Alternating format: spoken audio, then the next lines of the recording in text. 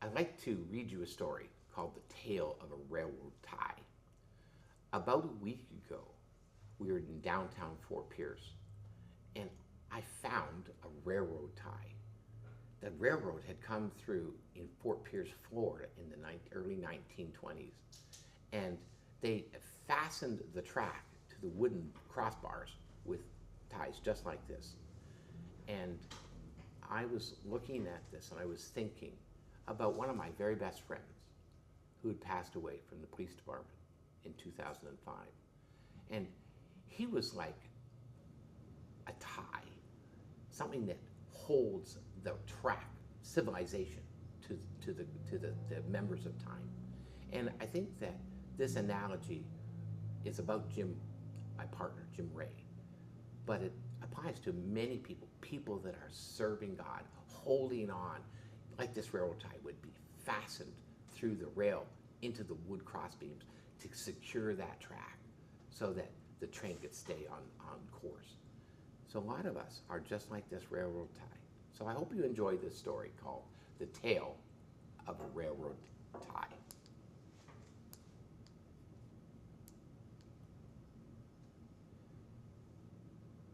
It's okay to be in the has-been if you have been. For now, I'm part of history, measuring my life not in terms of what I'll attempt to do, but rather what I've accomplished for others. Now once, I was a shiny, case-hardened steel spike, driven by a sledgehammer that was gripped by strong, calloused hands deep into the hard, oily flesh of a new wooden railroad tie.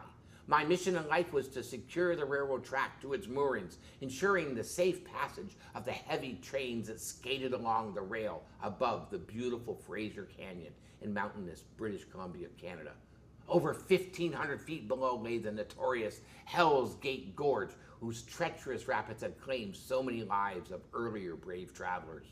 The bridge I protected was narrow, steep, and curving, which placed enormous pressure on my iron tooth that had to bite hard even to hold onto the track in the wooden crossbeam, and whenever that iron horse would thunder across the chasm. And for over a century, I was there. I was there when the western frontier opened up from an ancient land of pioneers through the modern industrial age and into a tourist destination that promised a skier's vacation paradise. And over the years, thousands of trains of all descriptions with passengers, fuel, timber, and containers and merchandise lumbered across my tresses while I held on. I held on and held on so that no car, no load, no life would be lost to the catastrophic fall down the canyon's mouth, to the teeth and dark waters far below. And the sun beat down on my wood, sucking the life juices from the members, and despite the black pitch, insects started to burrow through the grains of the wood to seek shelter from the elements. Rain soaked me, and then snow and ice assaulted me, and never-ending cycles of freezing, melting, heaving and contracting, while the trains ever rumbled and roared, shook my tenacious hold on the track. My wood started to soften, crack, and split, while the pylon's penetration began to slip as the hole widened due to the constant aggressive vibrations of the stress I was carrying. Sometimes I pondered if the passengers that filled the bellies of such mechanical beasts were ever aware of the sacrifices I was making to fulfill my arduous duty. But such reflections, I reasoned, were unwise and unhelpful, as my mission was fulfilled in preventing accidents, not in gaining applause or adulation. But the trains kept rolling year after year, creating pressure without relief on my straining member until it finally happened. One sad day, the rail I was fastening lifted up ever so slightly as an overloaded steel beast charged across the bridge, its ponderous mass turning and twisting and decelerating against my single steel finger, which tried in vain to snag its wooden sheath. Then, as the march of locomotives and their 2-mile-long parade of railroad cars continued to assault me, my grip became so weak that without volition I allowed the track to clank and clatter, creating dangerous jitters and jolts. My mission had been accomplished. My service was complete. Under my watch, I granted safe passage to every single train that careened across and down that trestle steep grade across my steel rail, and I had not permitted a single railroad car to slide over the rocky precipice to gravitational destruction. To serve and protect, duty with distinction, a career completed with honor.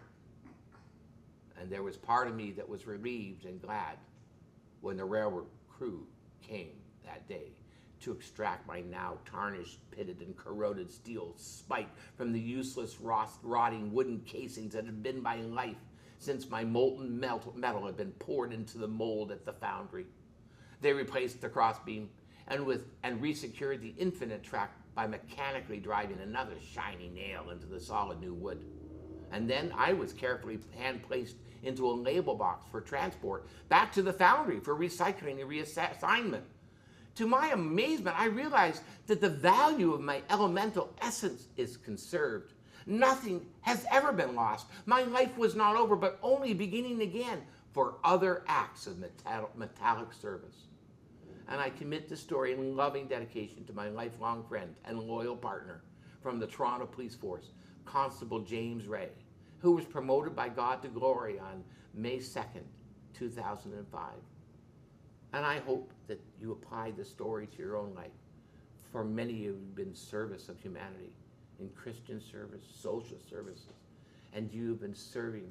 And there's always a cost to service, but God sees, and it is not wasted. And one day, he's going to take you to heaven and reconstitute you. Have hope from this little story. God bless you.